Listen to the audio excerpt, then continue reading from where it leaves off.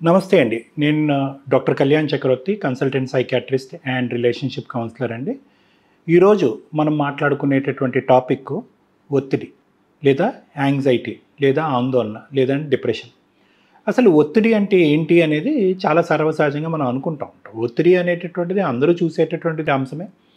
ప్రతిరోజు కూడా మన దినచర్యలో ఒత్తిడి అనేటటువంటి లేనటువంటి పరిస్థితి ఉన్నప్పుడు, అసలు ఒత్తిడి అనేటటువంటి దాన్ని ఒక ప్రత్యేకమైనటువంటి మానసిక పరమైనటువంటి అంశం కింద పరిగణలోకి తీసుకొని దానికి ట్రీట్మెంట్ చేయవలసినటువంటి అవసరం ఉందా అనేటటువంటిది చాలా మందిలో ఉండేటటువంటి ప్రశ్న. ఈరోజు ఒత్తిడి గురించి ప్రత్యేకంగా ఏంటి అని మాట్లాడుకోకపోయినా, అసలు ఒత్తిడికి ఏ సమయం, ఏ సందర్భంలో, ఏ స్థాయిలో ఉన్నప్పుడు మనం ట్రీట్మెంట్ తీసుకోవాలనే అంశం మాత్రం ఖచ్చితంగా మనం మాట్లాడుకోవాలి. ఎందుకంటే కనుక ఒత్తిడి అనేది కేవలం ఒక డయాగ్నోసిస్ కాదు. ఎందుకంటే ఒత్తిడిలో గ్రూప్ ఆఫ్ సైకలాజికల్ ప్రాబ్లమ్స్ ఉంటాయంట. ఒక గుంపుగా ఉండేటటువంటి మానసిక సమస్యలు ఏమి రావచ్చు ఒత్తిడిలో. డిప్రెషన్ రావచ్చు, యాంగ్జైటీ రావచ్చు, ఫోబియాలు ఉండొచ్చు. ఏంటి పదాలు? డిప్రెషన్ అంటే ఆత్మన్యూన్యతా భావం. అంటే జరిగిపోయినటువంటి ఒక అంశం గురించి విపరీతమైనటువంటి బాధపడటం. కొన్ని సందర్భాల్లో సున్నితమైన మనస్తత్వం ఉండేటటువంటి వాళ్ళు ఏ అంశం జరగకపోయినా కూడా చాలామంది వచ్చి అంటూ ఉంటారు, సరే ఏం జరగలేదు మా జీవితంలో అయినా కానీ విపరీతమైన బాధ ఉంది, దిగులు ఉంది, నిద్ర పట్టట్లేదు, ఆకలి వేయట్లేదు, చేసేటటువంటి పని మీద దృష్టి పెట్టలేకపోతున్నాం, ఎప్పుడు గుండెల్లో భారం అనిపిస్తుంది, ఏడుపు వస్తుంది, ఎందుకు ఈ జీవితం అన్నట్టు అనిపిస్తుంది, చనిపోవాలని అనిపిస్తుంది, తినబుద్ధి అవ్వట్లేదు.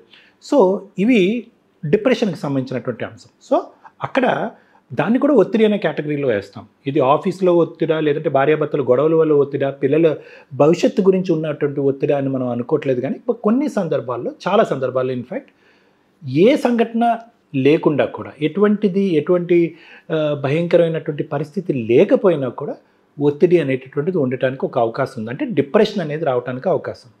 ఒత్తిడిలో రెండో కేటగిరీ ఆందోళన.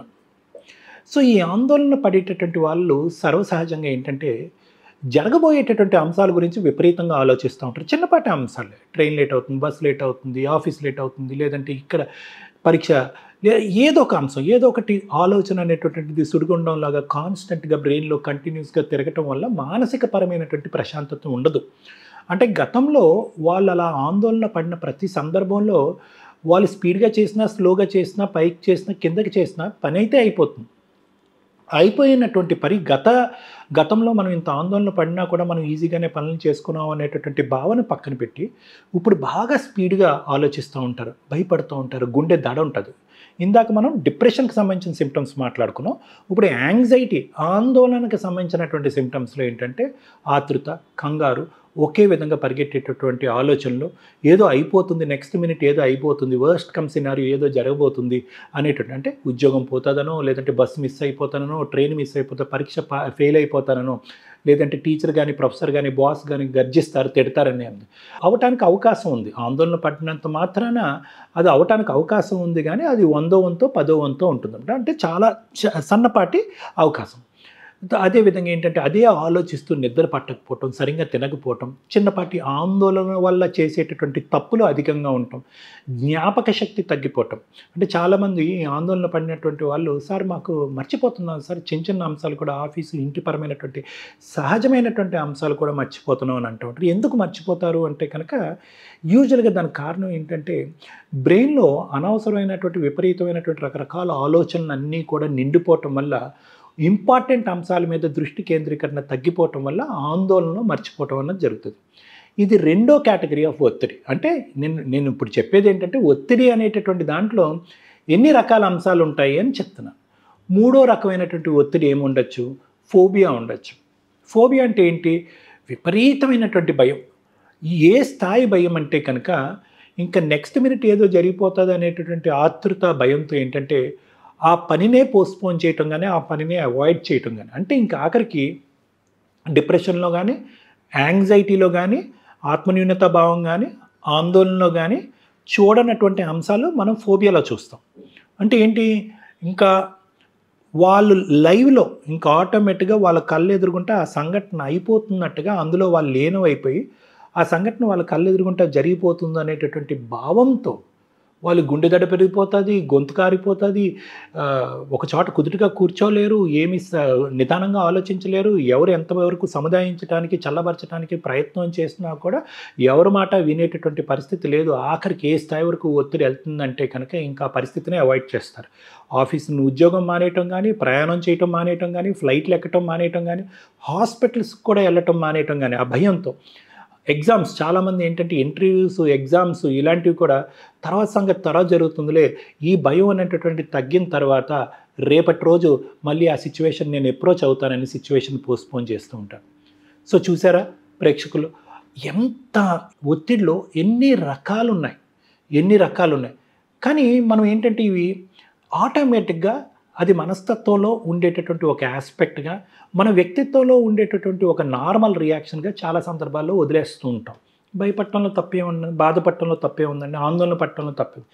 కానీ ఎప్పుడైతే కనుక ఈ ఆందోళన పడటం, విపరీతంగా భయపడటం, లేదంటే డిప్రెషన్ లానే ఆత్మన్యూన్యతా భావంలోకి వెళ్ళినప్పుడు, ఎప్పుడైతే మన రోజువారీ కార్యక్రమాలు దెబ్బతింటం జరుగుతాయో, ఇటువంటి లక్షణాలు ఉండటం వల్ల మన పని అనేటటువంటిది పోస్ట్‌పోన్ జరిగిపోతూ ఉంటుందో, మన వల్ల మనకే కాకుండా మన కెరియరు, మన చదువుకి, మన పరిస్థితుల మీద ప్రభావం పడటం వల్లే కాకుండా ఇతరులు కూడా, అది చూసినటువంటి ఇతరులు కూడా దాన్ని చూసి బాధపడేటటువంటి పరిస్థితి వస్తుందో, అప్పుడు ఖచ్చితంగా దాన్ని ట్రీట్మెంట్ చేయవలసినటువంటి ఒత్తిడిగా మనం పరిగణలోకి తీసుకోవాలి. ట్రీట్మెంట్ అవసరమైనటువంటి ఒత్తిడి.